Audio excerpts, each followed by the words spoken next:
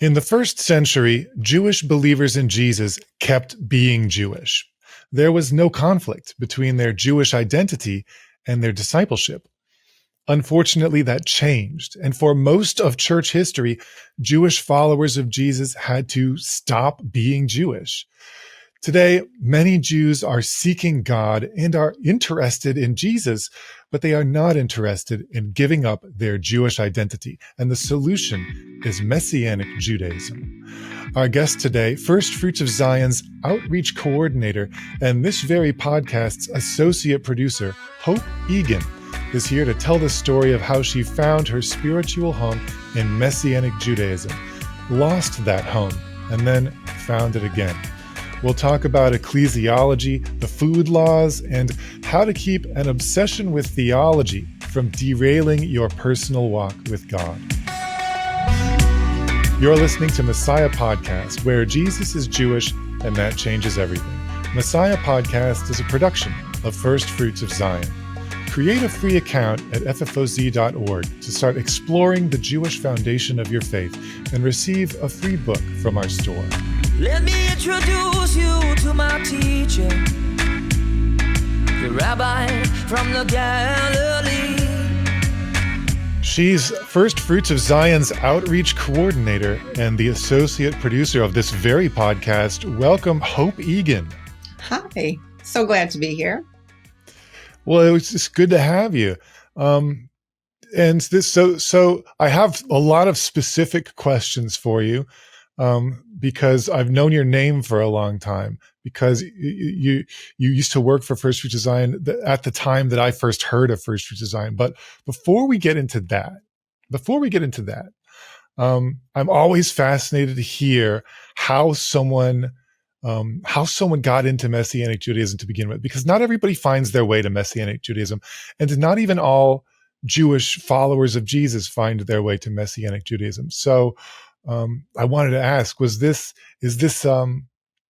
you grow up in Messianic Judaism? Did you find your way to Messianic Judaism? And if so, how? Great question. Well, I definitely came into it later. Okay. So I was raised in a Reformed Jewish home. I had mezuzah. We had mezuzah on our door. We celebrated Passover, went to synagogue on Rosh Hashanah and Yom Kippur. I went to Hebrew school, had a bat mitzvah. Nice. So I had that.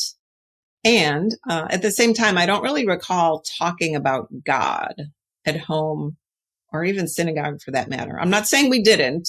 I just don't remember it. In hindsight, there were seeds that were planted in those experiences. I think I sometimes wondered, like, what happened? What happened to God? And like, where did he go after creating the world and delivering the slaves from Egypt and parting the Red Sea?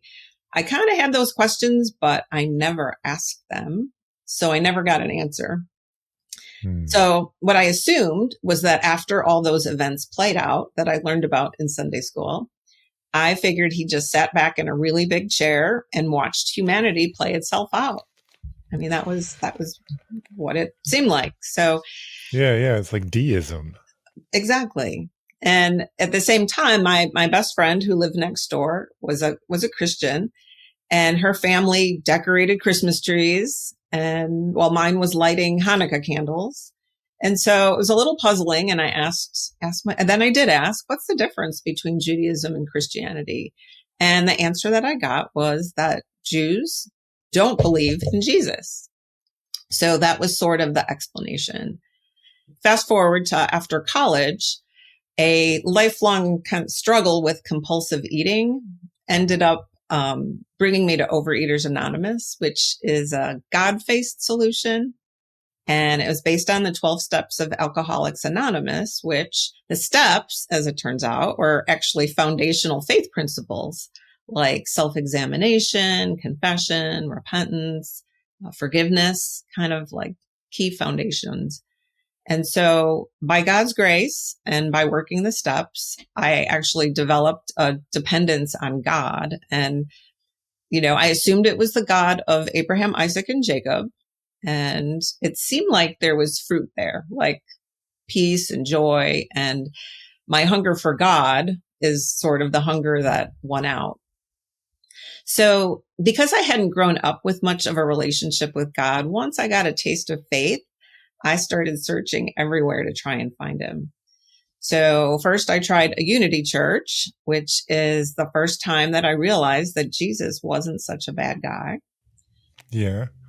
And then I got involved with a small Christian Bible study that had really helpful and practical teachings about relationships. And so I was drawn in even further. And then I explored Catholicism because it felt historical and structured and liturgical, more like the Judaism that I was familiar with from childhood. Ironically, at that point, a Catholic priest suggested that I check out Judaism, which I hadn't really considered before as an adult. So coming full circle. Right. He thought that I never gave Judaism a good chance. And so before, officially joining the Catholic Church, he suggested that I do that. And that led me to shadow some Orthodox Jewish women. And for the first time, I saw a form of Judaism that was really different than anything I had experienced before. I mean, they revolved their lives around God from the time they woke up in the morning till the time they literally went to sleep. And it seemed meaningful and joyful. It was very appealing to me, to be honest, but I didn't quite see how Jesus or my future non-Jewish husband could fit into that world.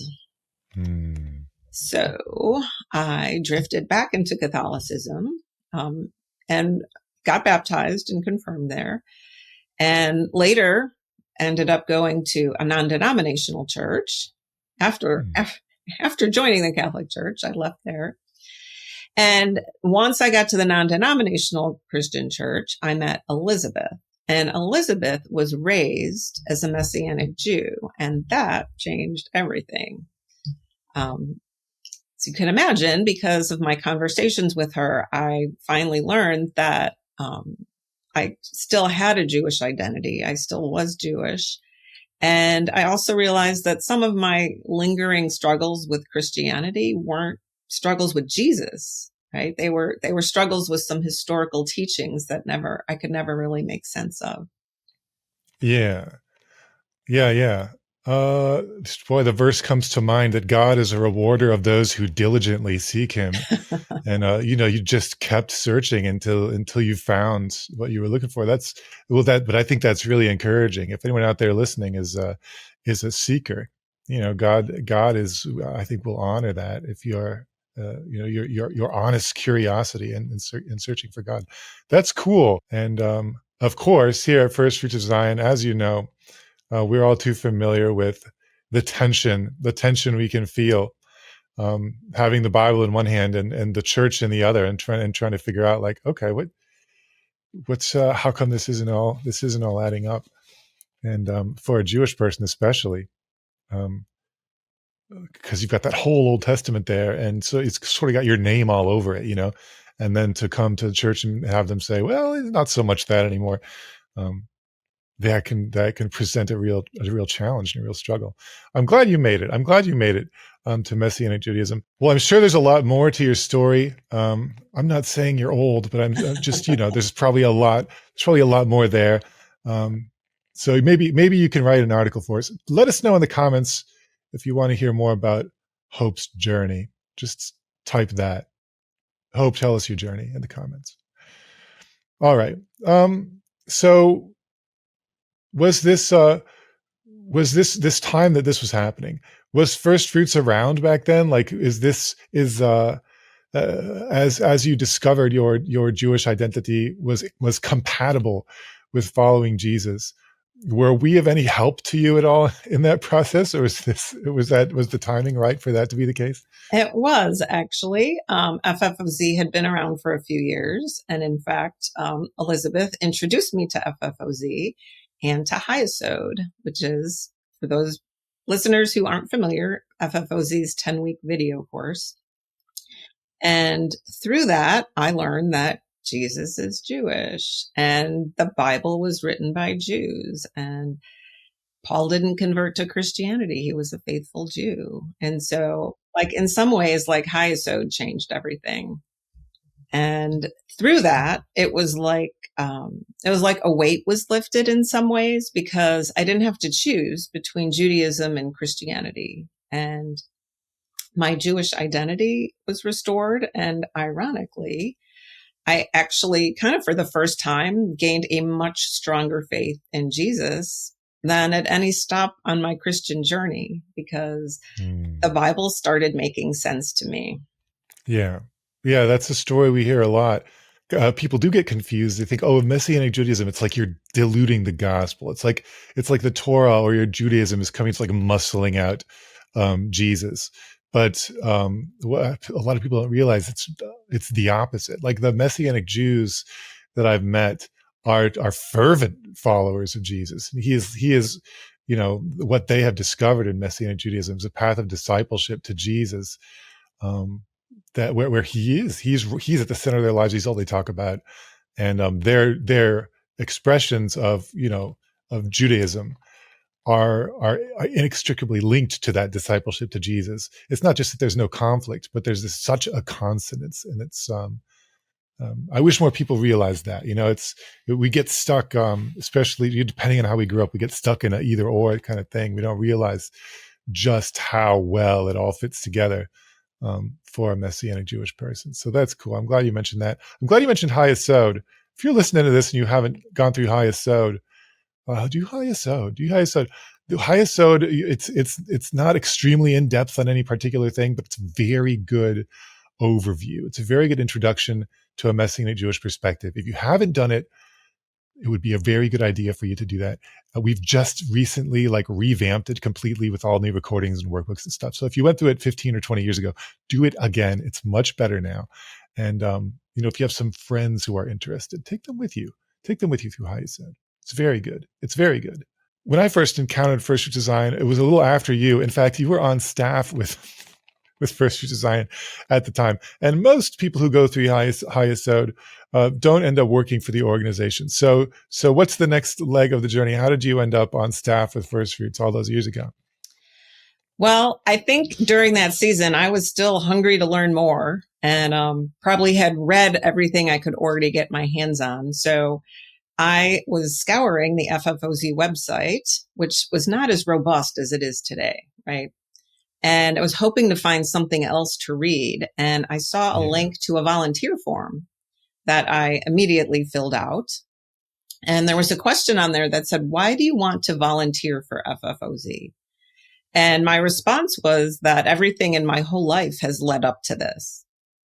And so within a few hours, I received via email my first volunteer editing assignment, which led to other assignments that I guess I did a good job on, because by the end of that year, which was 2003, I was working as a freelance editor, proofreader, seminar assistant, project manager, and kind of random gopher person. And eventually I oversaw volunteers for other projects too. There weren't many people on staff back then. It was a smaller outfit. God has blessed us, and may He continue to bless the work of our hands. So my first encounter with the name Hope Egan, and maybe this is true of someone who's listening, maybe someone else who's listening has been around long enough that this is true of you too. My first encounter with the name Hope Egan was when I was going to a little church in Southern Michigan. Someone pushed a copy of the book Holy Cow into my hands. Holy Cow. I think the subtitle was like, "Does God care what we eat?" Something like that. And it's like, this little church was going in a period of transition. They were considering starting to meet on Saturday. They were taking the Old Testament really seriously, and that included the dietary laws. And everyone was reading Restoration by D. Thomas Lancaster and Holy Cow by Hope Egan. Everyone was reading those two books. And this was 20 years ago. And since then, Aaron Eby has written Biblically Kosher, which I think represents a maturation First Fruits of Science views on the dietary laws, and it's quite a robust work. But for 20 years ago, holy cow, it was really good. It was a neat little book that you could share with your friend about just the biblical food laws and how they're actually good. So why the dietary laws for Hope Egan? Like, what's Hope Egan is like you're running errands for First Fruits, and all of a sudden you're now like writing a book on the dietary laws.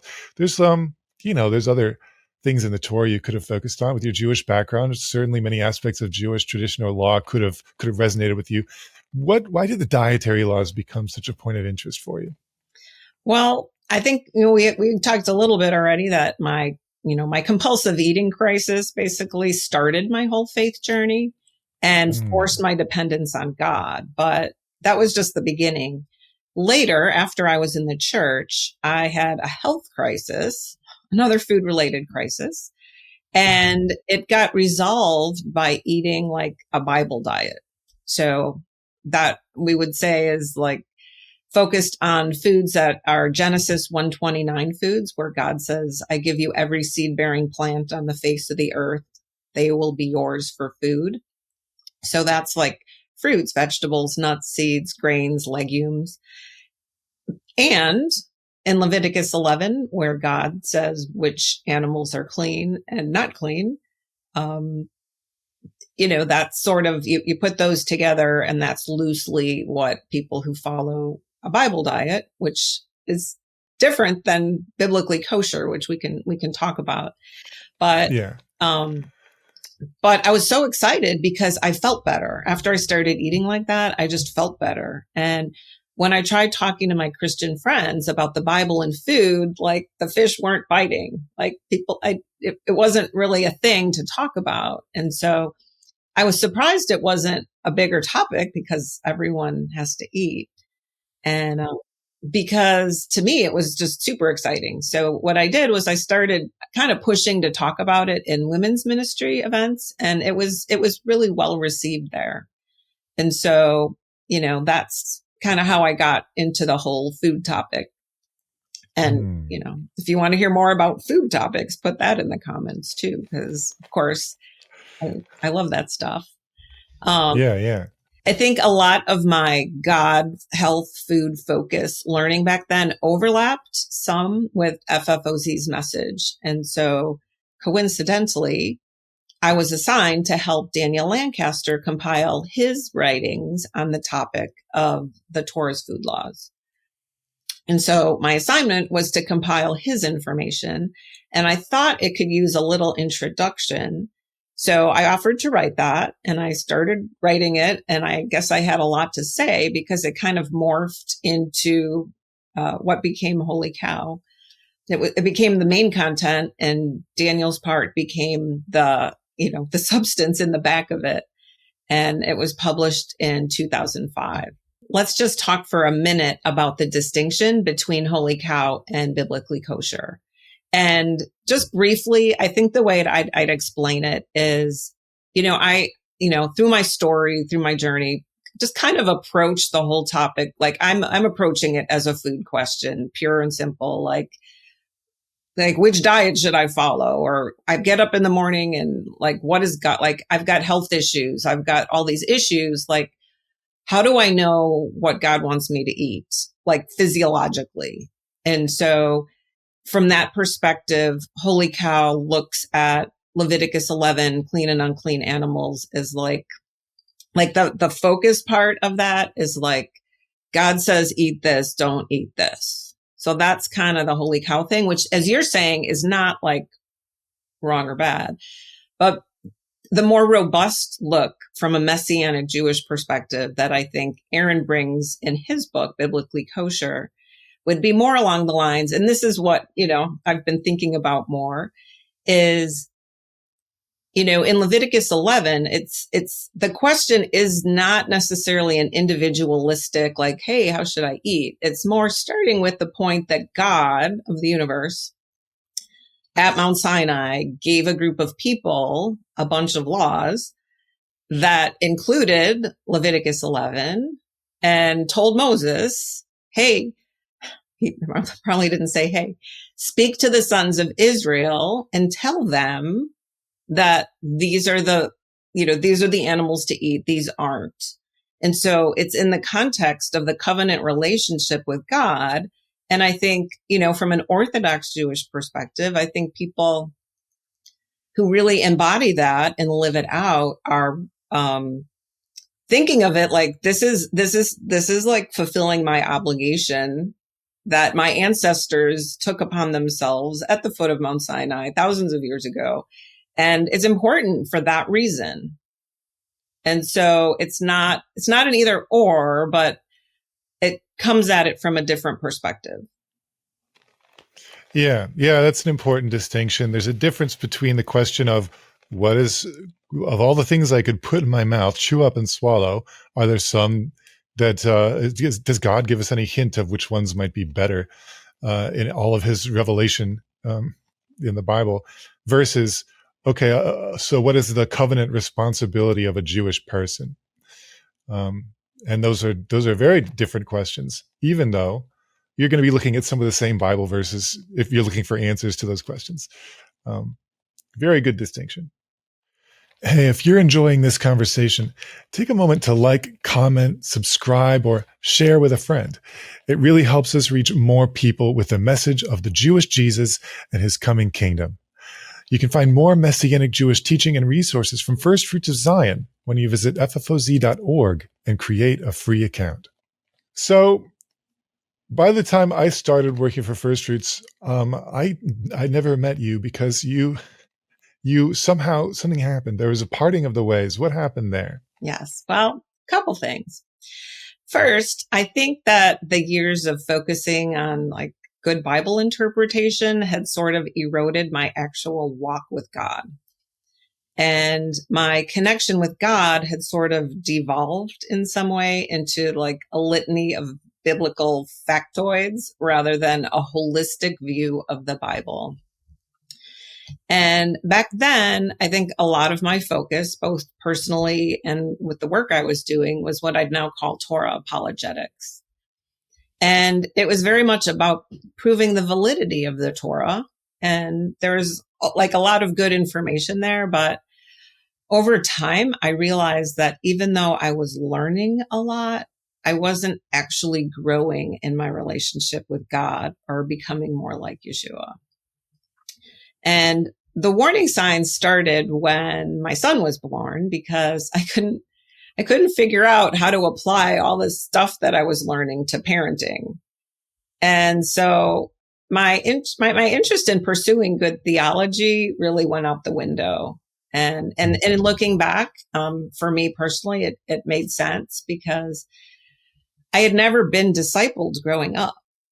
And then in my adult years of like truth seeking, they were mostly self-directed and information based. And so when I was suddenly responsible to disciple another human being, I was lost, but I wasn't aware of it at the time. And so my drift from FFOZ and Torah apologetics mindset started, but it was in 2008 when I just couldn't juggle motherhood and work at the same time. I stepped away from my FFOZ responsibilities to focus on being a full-time mom and homeschooling.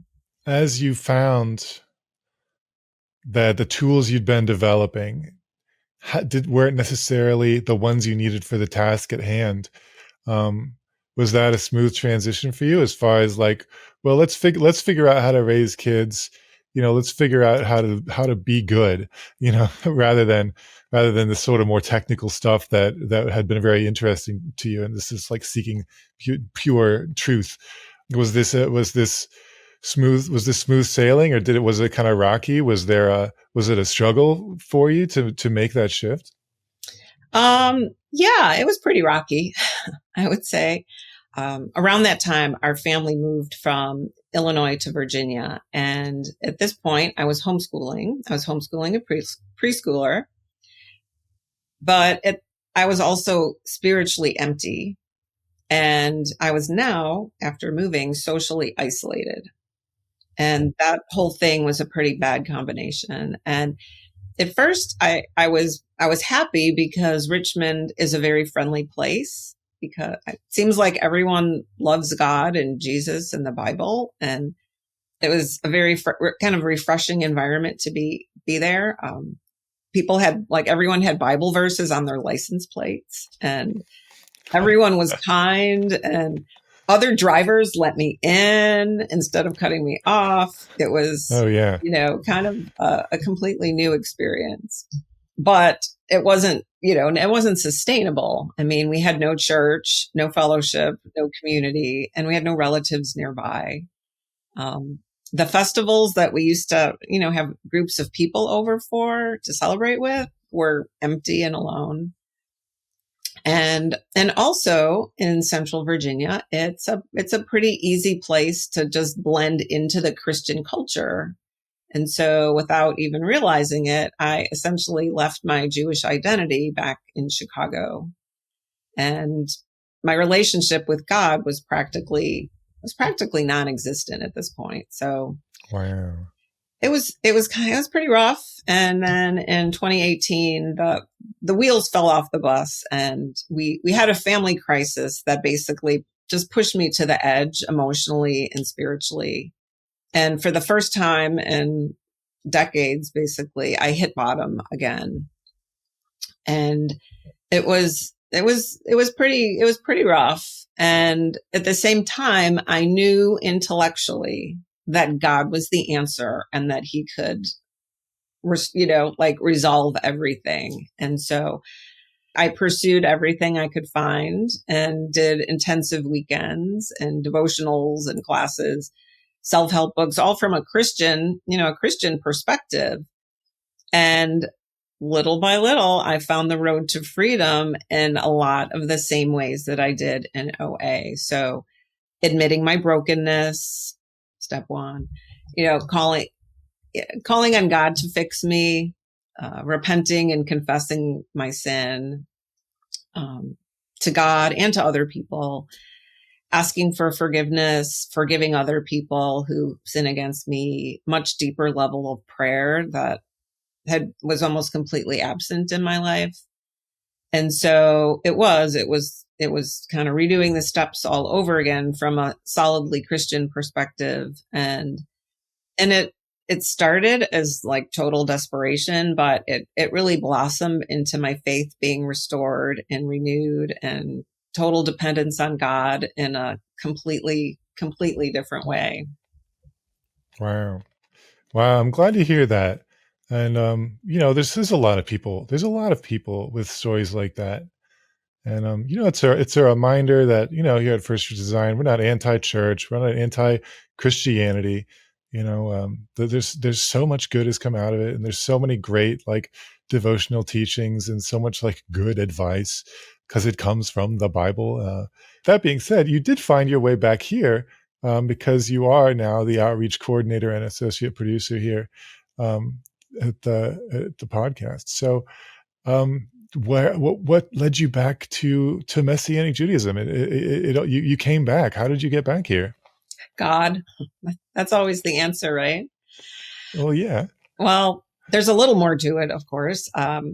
So after my faith was restored, I started feeling, it took a few years, but I started feeling theologically restless, I guess you could say, because I missed the Jewishness of Jesus in the Bible. And, you can't unring a bell. And I had a kind of a solid biblical foundation that I had received before that was still there. And it wasn't my focus, but it was still there. And so starting, around 2023, about, 2.5 years ago, I decided to start exploring the Messianic Jewish landscape, and that, looking at different organizations and books and YouTube channels and Facebook groups. And a lot had changed in 15 years. I hadn't really kept tabs on anything. And so, clearly the Messianic Jewish movement had exploded.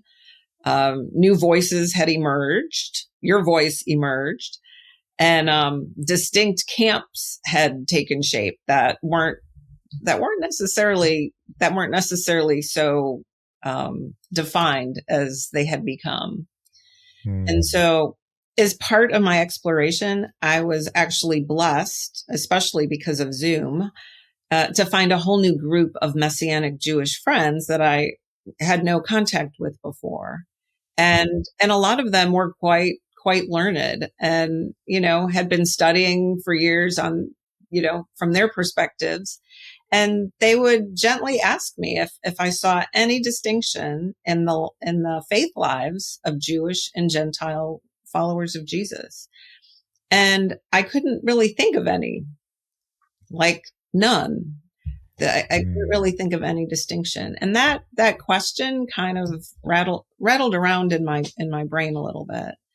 And what came to me was, in hindsight, after moving here and just trying to keep my life simple, moving to the Bible Belt, I had basically pushed aside my God-given heritage again.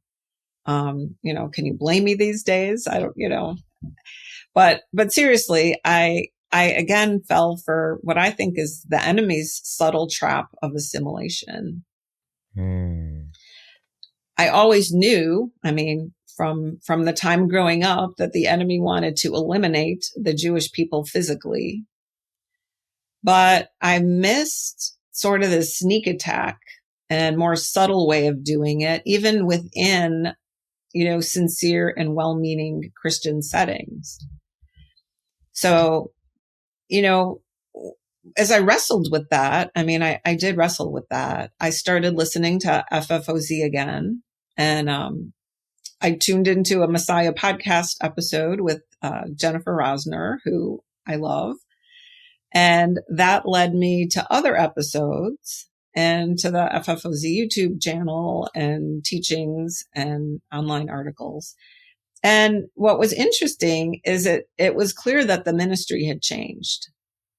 And FFOZ's focus had shifted from Torah observance to Yeshua following from a Jewish perspective.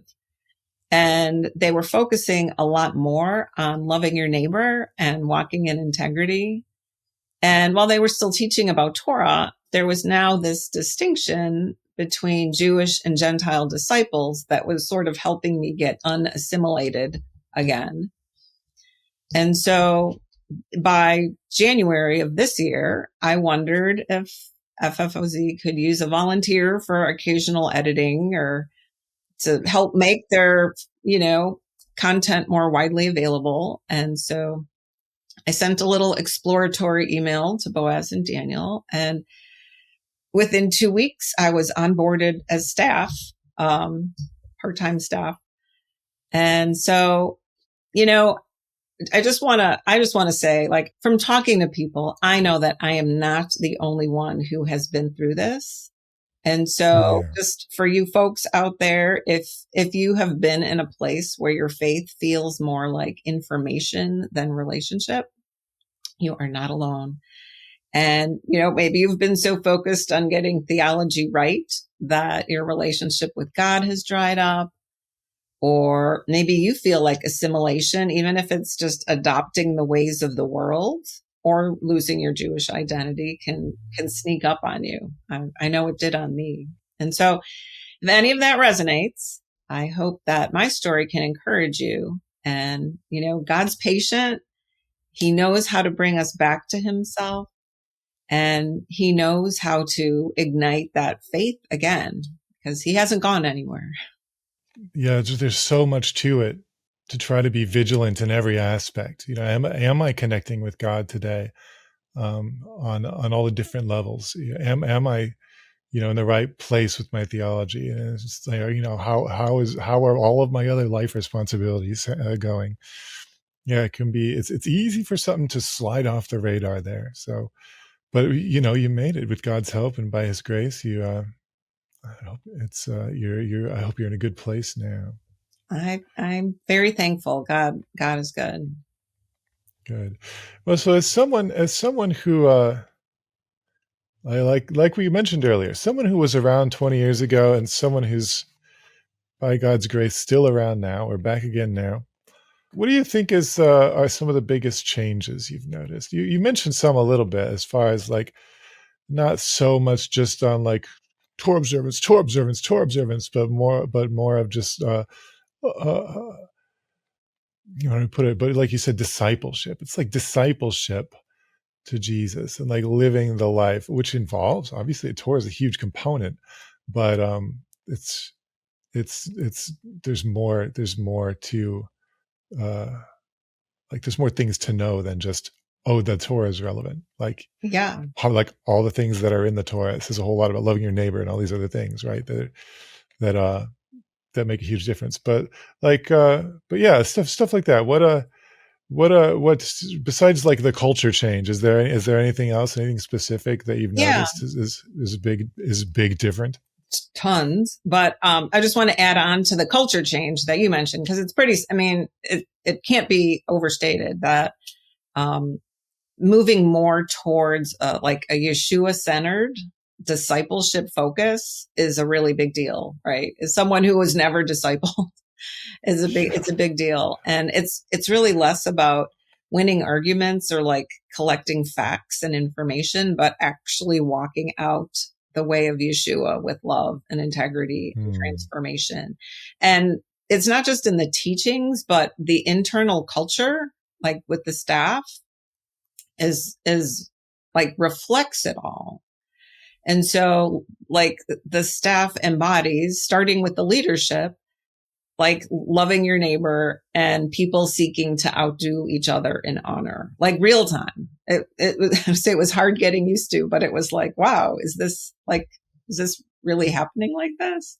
But theologically, I mean, obviously that's a big piece too. And there were a lot of pieces that were significant in some of my mind changing. And I would say part of some of the early work that I did when I came back was having, like catching up on some like older, but, you know, within the last 10 years material that I thought was really foundational that I did not know, or that I had no idea that was FFOZ's perspective. And so some of the first things I did was sort of champion getting some of that information onto the website, because there are key pieces. And I would say two of them in particular. The first one is proleptic radial ecclesiology. And Yeah. before I go there, both of these pieces, since you're on the teaching team and I'm not, I'm going to have you do the heavy lifting, but I'll introduce them and I'll let you do the heavy lifting. So months before I came back, when I was still kind of lurking to see what was going on at FFOZ, I heard a teaching. It was kind of like a bootleg copy of proleptic radial ecclesiology. And, you know, it's a way of looking at the people of God that made so much sense to me. And I kind of felt like I'd been all these years sort of working a jigsaw puzzle and working it without the box stop, trying to like fit little pieces together and try and understand something. And when I understood that this was a teaching that FFOZ like kind of was foundational for like the last 10 plus years, I realized that was some of like a big foundational piece that I thought was pretty significant that a lot of people might not be aware of. And what I really like is this perspective is Messiah centered, and it's a framework that helps like pull out replacement theology by its roots. And so maybe you can give just a little quick explanation. And we now have an article about it that will be in the show notes so that you can actually click on it and actually read about it. But you can tell us a little. Yeah. An article written by someone who knows, who can explain it better than I can. So on the spot, how would I describe it? I think, you know, what we sensed was that traditional Christian ecclesiology is the church is the people of God and the Jews are not. And there's different traditions, and some traditions say the Jews never were. Israel never was like physical Israel. It was always just the elect, right? So that's like Calvinism. And there were other faith traditions that said, well, it was them, and then they blew it, and it's not anymore. It's the church. And there's a lot of different ways to formulate that. And we found them all to be lacking. Then there's dispensationalism, which is like, well, Israel was the people of God, and they will be again in like a future dispensation, which was a huge step. But then it's like, well, right now it's the church age, and that God is only working through the church. And we looked at all this, and you know, I say we, it's probably Dan is looking at all this. Dan is looking at all this thing. None of it is, none of this we can import wholesale. And we're realizing that we're going to have to come up with an alternative. And the brilliance of proleptic radial ecclesiology is it looks at the kingdom, because that's all, like, I don't want to say it's all Jesus talked about, but it's a really good framework within which to understand everything he said. And so this future messianic kingdom that Jesus, like, it's like one of the first things that comes out of his mouth is repent, for the kingdom of heaven is here. This real kingdom with Jesus on the throne in Jerusalem. Who's the people of God then? What does it look like then? What is what's the church doing? What is Israel doing? And what we found is that the Bible's pretty consistent as it describes that. That future ecclesiology looks like Jesus on the throne in Jerusalem, and he's the king of Israel, right? So you have, you know, he elevates the apostles. The apostles at this position of authority. So maybe they're like in a tight ring around him. And then it's Israel. It's the people of Israel. Like, he's the king of Israel. He's living in Israel with all the rest of the people of Israel. And so that's like the next concentric ring, and they are God's people. And then there's another concentric ring around that, and it's the nations. And the Torah goes forth, the teaching of God goes forth from the Messiah to Israel, and from there out to the nations. And I think a problem that kept people from really seeing this is sort of like the Romans 9 and 10 problem. It's like, well, how can that happen if the Jewish people don't even follow Jesus? And it's just it's a failure to look forward and see that kingdom reality and use that as the real, like the concrete foundation of our theology on who is the people of God. So yeah, that's the proleptic means it hasn't really happened yet. We are importing it from the future. And radial means Jesus is at the center. And then as the rings get out, it's not like if you're a Gentile follower of Jesus, it doesn't make you less of a person of God, but it means that the channel of God's revelation, you know, it's not coming directly to you out in the desert. You know, it came to Israel, and then that's how I get it. I get it from Israel, right? So that's my best. You know, since you shook me down, that's Awesome. that's what fell from the tree. That's what fell from the tree when you kicked it. Awesome. Well, way better job than I would. So I'm very thankful for that presentation.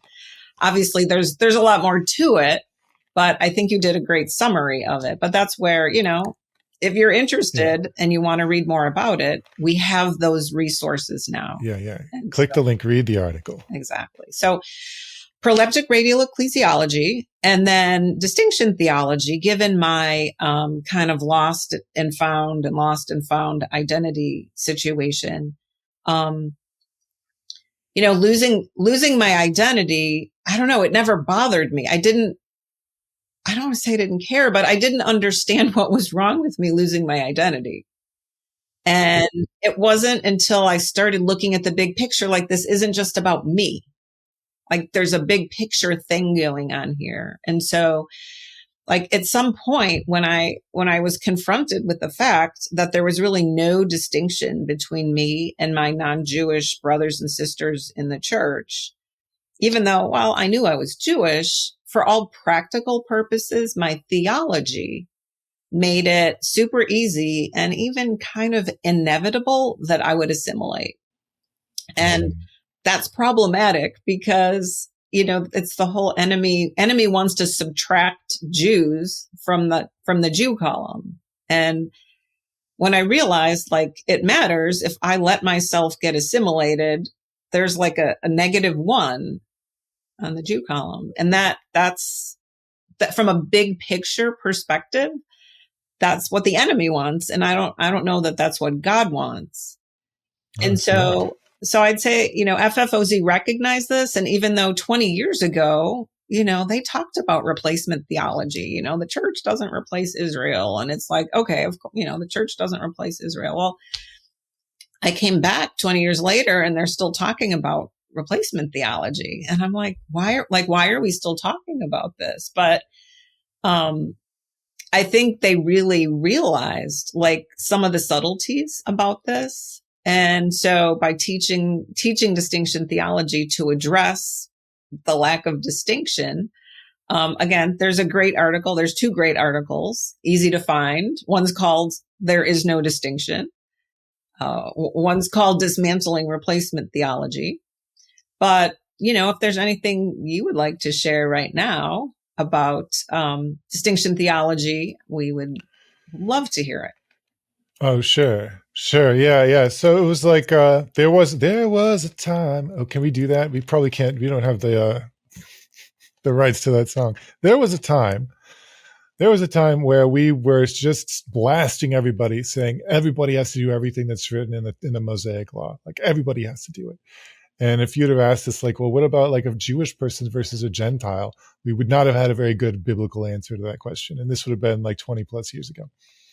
And in the intervening time, some serious and sober thought was given in response to some very well-placed criticism.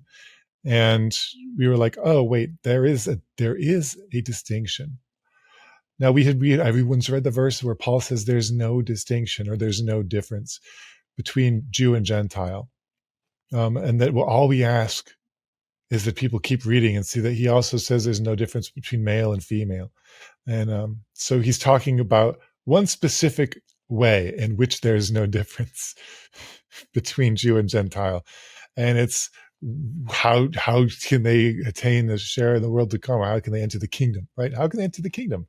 Well, you'd be a disciple of Jesus. He died for your sins. Whether you're Jew or Gentile, makes no difference. He died for your sins. And that's beautiful that he died even for us Gentiles, right? I mean, that's an extraordinary gift, a mystery from the foundations of the world. But you can't take from that verse, there's really no difference at all between male and female. And you can't take from that verse, there's really no difference at all between Jew and Gentile, because the reality is Jewish people have an obligation to the Sinai covenant that is ongoing, and Gentiles don't. And wherever you see Paul saying, don't get circumcised, don't go under the law, what he's saying is, hey, Gentile follower of Jesus, if you become Jewish, guess what? There's 613 commandments, and if you break one, you're liable to punishment. And you do not need to sign up for that. It gains you nothing, and you are setting yourself up for severe punishment under the terms of the Sinai covenant. So what we teach now is we call it distinction theology. It's so simple that it shouldn't need its own name, but the truth was not clear to people for so many hundreds of years that it now needs to be like a separate thing that we say, which is Jewish people and Gentile people do not have exactly the same obligations to God. God has not asked the same exact thing from both. There's things he does ask of both: to have faith, to walk humbly with God, to follow Jesus, sure. But Jewish people, they have more. Because of the Sinai covenant, there are more obligations. So there is a distinction between Jew and Gentile. Thank you. And just from a practical, personal perspective, like an example in my life would be, before, if you asked me, if someone said, why aren't you eating that, pork or shellfish, I would say, if I wanted to keep it simple, I would say, because Jesus didn't. And, what would Jesus eat, basically? Just if I wanted to keep it super simple, or, just there were other basic ways that I would answer the question, and not to say that any of them don't apply anymore.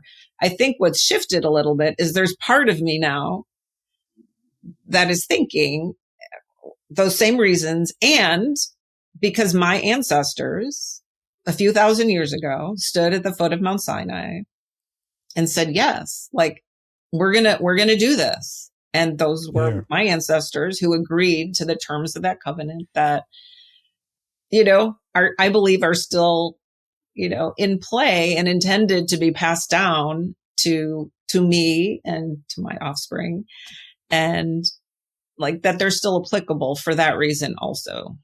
Yeah, because that's what the Bible says. To your offspring and to your offspring's offspring, throughout all your dwelling places in all your generations, these are the commandments. Well, that's probably about all the time we have.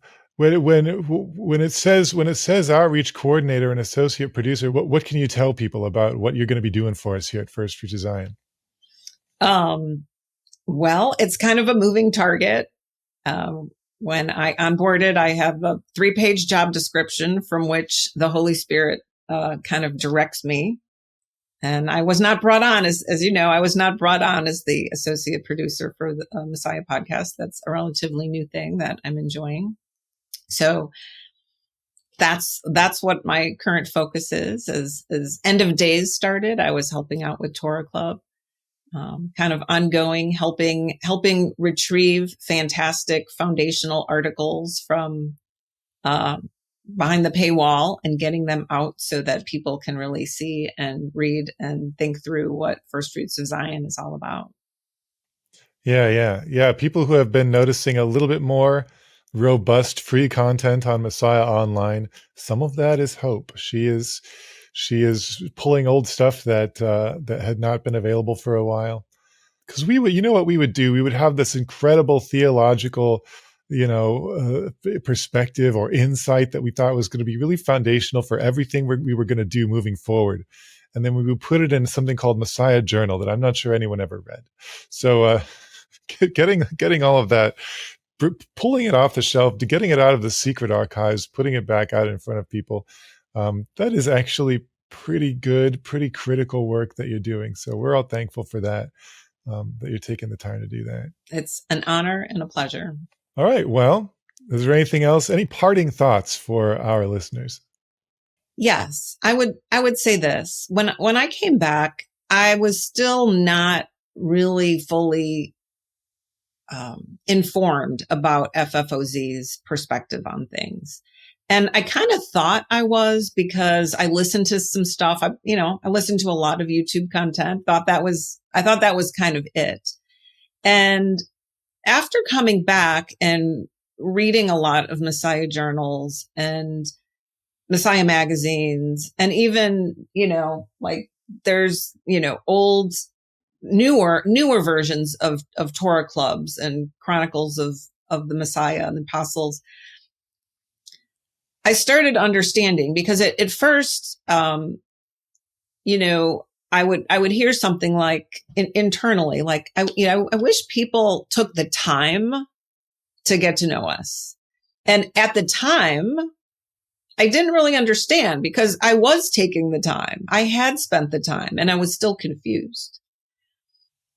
But the longer I've been here and the more I've been reading and studying and learning, I now see what those comments were at the beginning. I wish people took more time to really get to know us. Because now I understand there's so many nuances and complexities. And I think the shift has happened mindset wise from like a Greek mindset to a Hebraic mindset. And I feel like maybe 20 years ago, it was talked about on some level, but now I think it's more lived out, right? Like the ability for not everything to be completely black and white and linear. There's just a lot more nuance and depth, and, pulling in extra biblical stuff that I'm not scared of. Like there's just so much extra biblical information that informs the first century Jewish worldview that Yeshua and the apostles lived in. Like there's a lot, and you guys have been writing about it and talking about it for a long time. And I think I would just encourage people, if they're curious, be curious, and then like roll up your sleeves, because it's like there's a lot of it, and it's just not typical like linear cookie cutter figure, get to the end, have it all figured out. It's like get to the end of something and then have 20 more questions. Yeah. Like when you get to the end of the Torah and you roll the scroll back up and you read it all again. It's you just keep on learning for the rest of your life, and it never stops. Thankfully, there's always more to learn. Yep. All right. Well, thanks for being with us here on Messiah Podcast. Hope Egan. Thank you, Jacob. It was great to be here. Well, thanks for joining us today on First Fruits of Zion's Messiah Podcast. If you enjoyed this episode, please leave a review along with a 5-star rating. If you want to learn more about the Jewish Jesus, create a free account at FFOZ.org and start studying the scriptures from a Messianic Jewish perspective. We'll even give you a free book. Messiah Podcast is made possible by the generosity of our First Fruits of Zion friends. FFOZ friends are people like you who partner in our mission to reconcile disciples of Yeshua with God's prophetic promises to Israel. Tune in next time for more great conversations. Until then, I'm Jacob Franzak. Shalom. Put your hand in mine together. We will walk in harmony. Let me introduce you to my teacher, the rabbi from the Galilee. Let his word cover you.